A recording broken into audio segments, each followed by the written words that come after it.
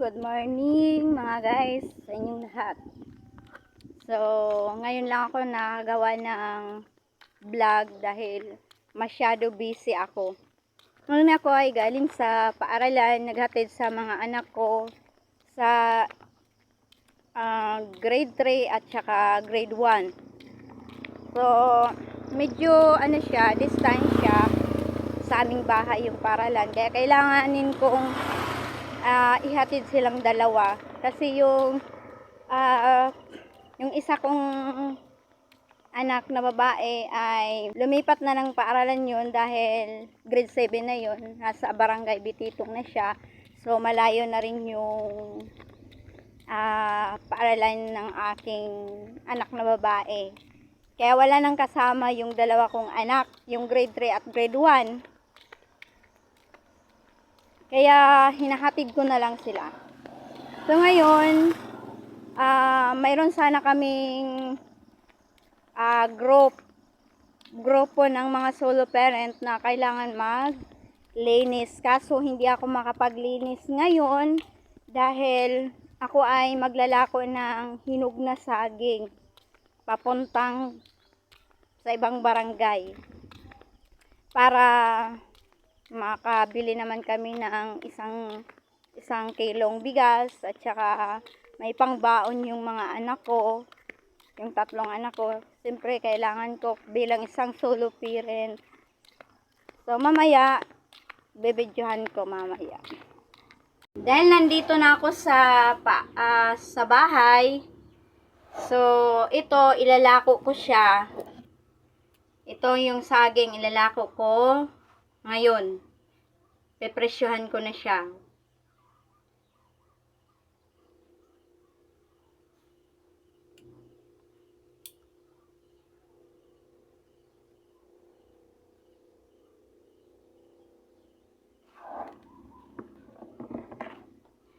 Yan kasi kakapagod talaga.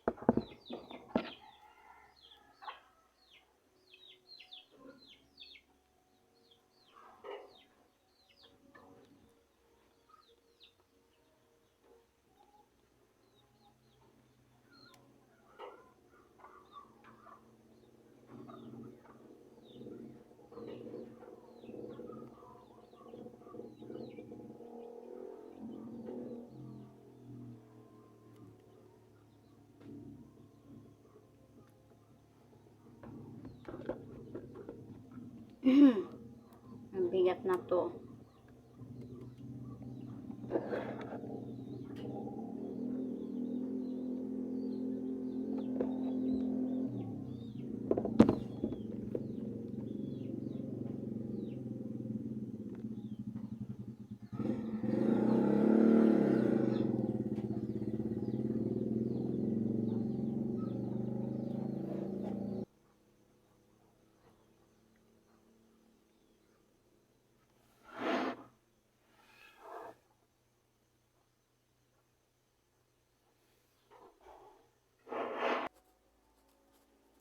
So, ito, natapos ko na ang pagpipresyo. So, ito lahat yung mga papahinugin ko pa na mga saging. So, yan. Yan. Tapos, ito naman, malapit na rin siya maghinog. Para mahirap talaga kapag isang single mom. So, hindi na ako nakapagsuklay kasi parang wala na yata akong time sa sarili ko para sumuklay, tsaka tira. So ang itim-itim ko na nga, lala ko nagmamatured nito. Pero, kahit mag-matured yung mukha ko, kahit hindi ko na inaalagaan yung sarili ko, basta yung importante sa buhay ko yung makapaglako at makapagbili ng kahit 1 kilong bigas, makapagbayad sa mga contribution sa paaralan, kahit walang ulam, basta may baon lang yung mga anak ko na ulam para sa pag-aaral niya. So, kahit mahirap, so sisikapin ko para mapasaya ko yung mga anak ko, yung hindi ko sila masaktan sa damdamin. Kasi minsan, kapag stress ako, kasi nakakapagsalita kaya ako ng di maganda. Masakit magsalita ako. Pero, hindi naman ibig sabihin nun na ipinamumukha ako or sinasaktan ko sila. Ibig kong sabihin nun ay lalo sila magporsige. Yung imulat nila kung gaano kahirap yung sitwasyon ng kanilang ina or ako. Para gusto ko ipamulat sa kanila na ganito yung paghihirap ko para sa kanila, pagsisikap, yun. Gusto ko sa kanila na makita nila yun.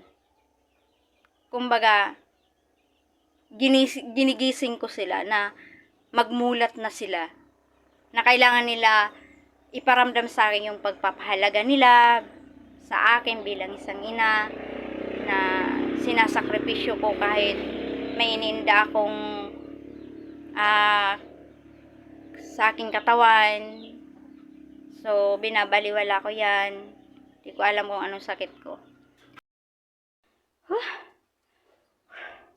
Hindi pala ako nakapaglako agad dahil walang tubig kasi kaming mainuman, kaya nagigib muna ako ng tubig.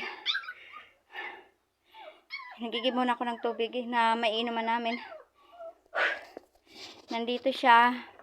Yan, isang container. So, medyo distansya sa bahay namin yung balon. So, iakyat ko ito sa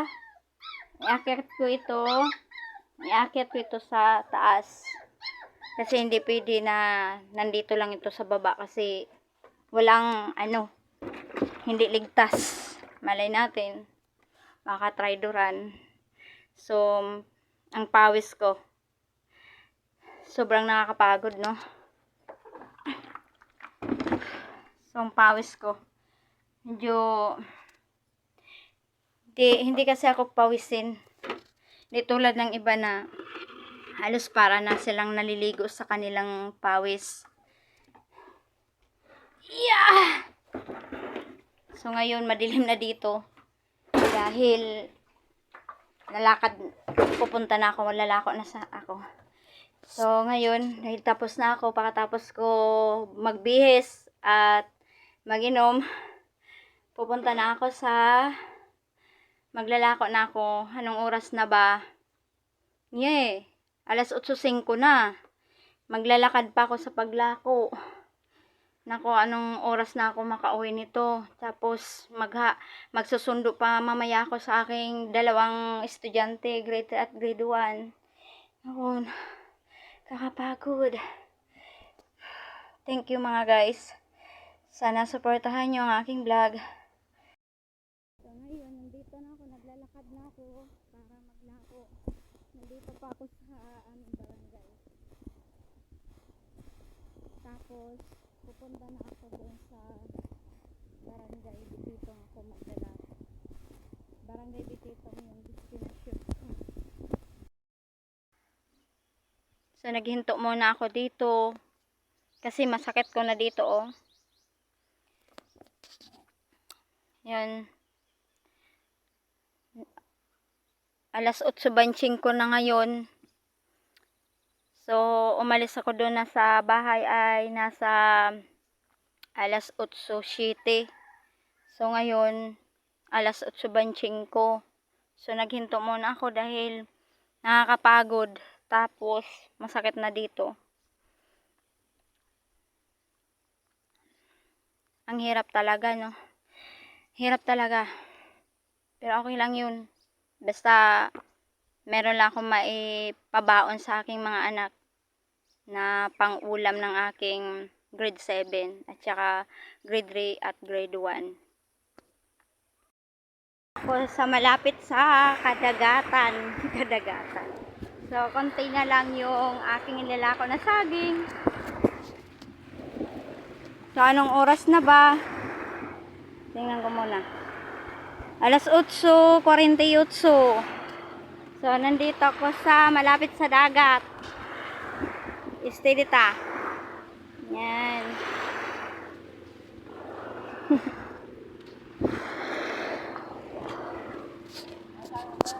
Asluman.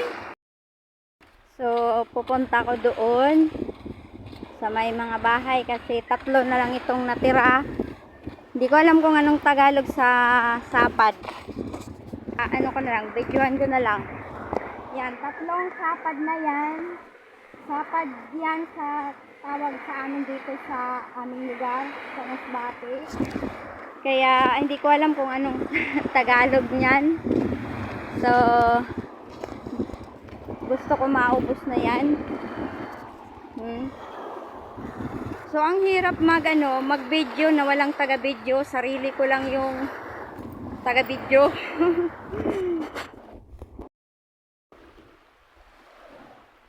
So, ngayon, tapos na ako maglako. Ay, siya, may isa pa pala.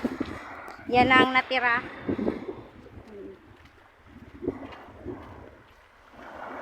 Pupunta ko dito. Ang hirap pala kapag walang taga-video, no? Kasi hindi ka mabibidyohan. Mabibidyohan man pero ano lang, pag pinaharap ko yung camera, pero sana mayroong camera na nakadikit lang sa katawan tapos parang nabibidyohan na rin lahat-lahat, no? May ganun. Ang hirap kapag sarili mo lang ang taga-video. Hindi maganda yung paka-video. Hindi mo makikita yung buong detalye. Tama ba? 9:30 ng umaga ako natapos sa aking paglako. So, pauwi na ako. Tapos, dadaan ako doon sa paaralan ng aking anak na babae para ihatid itong tubig. Naiwan na kasi niya. Tapos, payong. Ito. Then, ito. Baonan niya ng tubig. So, idadaan ko ngayon sa kanilang paaralan. So, papauwi na ako. Kalain mo, no? Ilang oras ako dito. Tapos, mag-uwi pa ako. Ang layo. 9:13. Diba? Ngayon, tapos ko na ibinigay sa anak ko na dinaanan ko na siya sa paaralan at binigay ko na yung ano niya, yung kangina. Tapos ako ay pauwi na. Alas 9 ay 9:25 na ngayon ng umaga. So, ewan ko kung anong oras ako makaabot ng bahay. Then, pupunta naman ako mamaya sa FDS. Bandang alauna. Pupunta ko ng FDS. So, uwi na ako.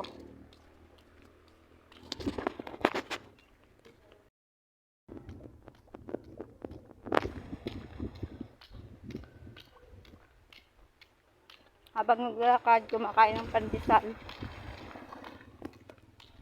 Ang hirap na ang sarili kong taga-video.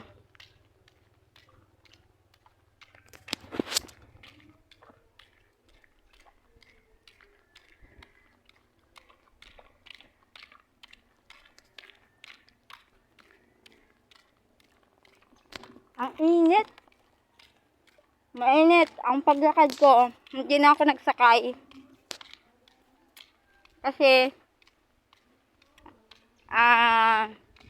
mapupunta yung kita ko sa pamasahe. 'Di ba? Yung ipamasahe ko ibigay ko na lang sa pangbaon sa mga anak ko. Di bali na lang maghirap ako sa paglakad. So ngayon, pangalawang hinto ko na to. Nandito ako sa may puno ng mangga. Dito ako naghinto sa lilim ng mangga. So sobrang init niya. Ang oras ngayon ay 9:40. So ang init talaga. So medyo konting distansya na lang. Makakarating na rin ako sa bahay. So, medyo mahangin. So, salamat sa hangin.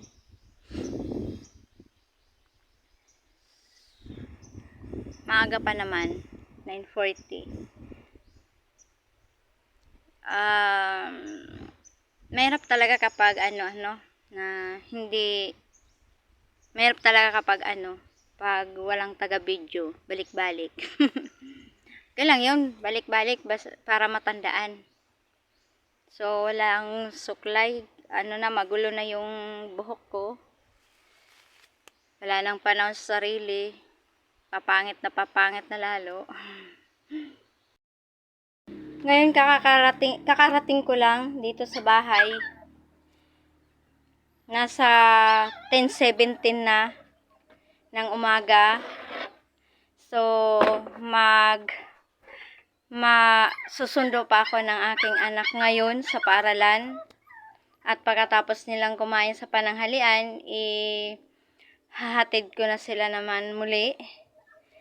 Then, nakakapagod. Kanina ay nasa 9:40 ng umaga. Then, naglakad na ako papunta dito pauwi na sa bahay ay nasa 10:08. So, ang haba ng aking pagpahinga. Kasi nga, habang nagpapahinga, nag-i-edit ako ng mga videos.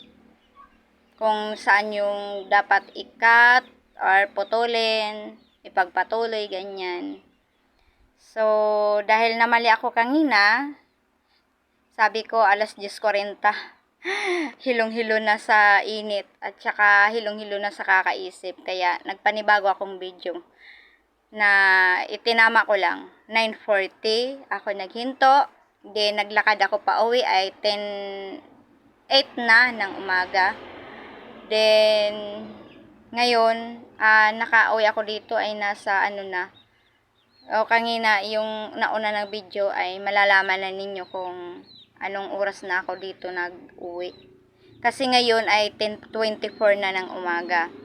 So, malamang nasa 10:17 ako nakarating ng bahay. Tama ba? So, yun lang. Salamat sa pakikinig at panunood at sa mga nagtitiwala sa aking channel. So, inaasahan ko ang iyong suporta. Ngayon, hindi mo na ako nagsiseryoso dito dahil hindi pa ako monetize. Sayang lang naman kakapagod ko. Hindi naman, So, thank you. So, sana kapag monetize na ako, saka na ako magseryoso.